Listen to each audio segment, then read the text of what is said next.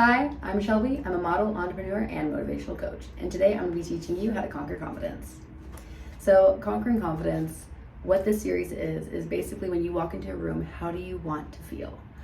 There's so many people that struggle with insecurity, struggle with social anxiety, and struggle with just believing in their true, authentic self. So I'm going to go into this series teaching you everything you need to know so that you can be the best version of yourself.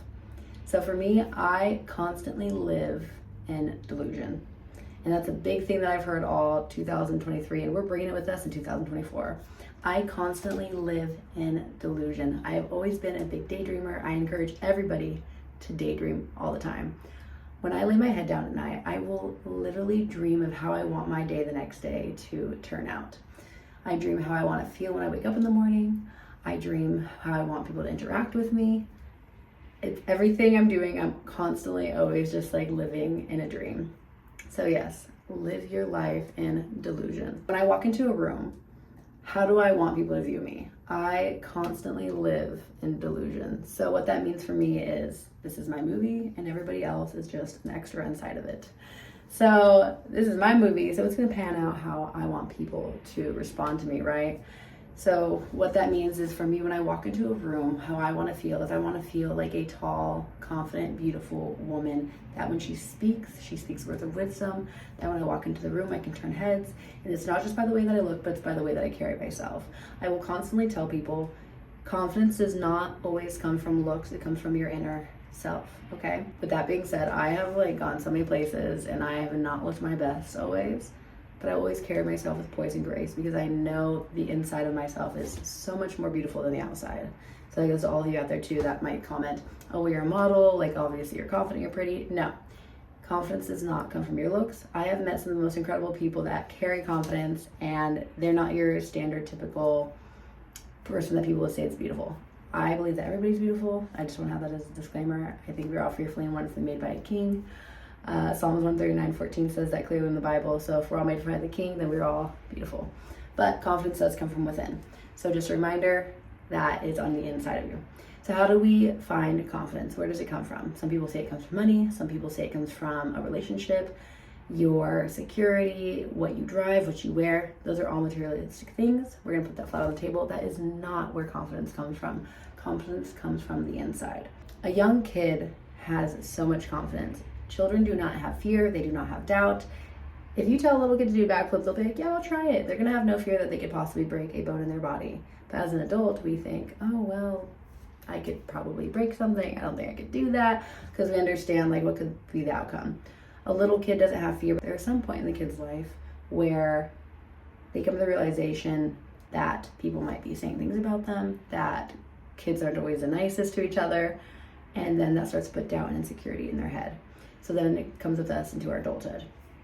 But a child, when they are just so young and they have no fear, they go to the playground and they don't have fear. They don't ask to play with the other kids. They just go and do it.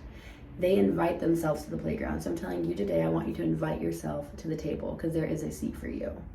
I want you to be like a child. I want you to be filled with a childlike spirit and invite yourself to the playground, invite yourself to the table because you are more than welcomed, and be your true, authentic self. So many people struggle with social anxiety because they are scared about what people are going to think about them. But at the end of the day, communicating has so much connection with the person next to you, and that's all people want is just pure human connection. So I'm asking you today to go up to a stranger, just start making conversation, and just allow yourself to be authentically connected with them.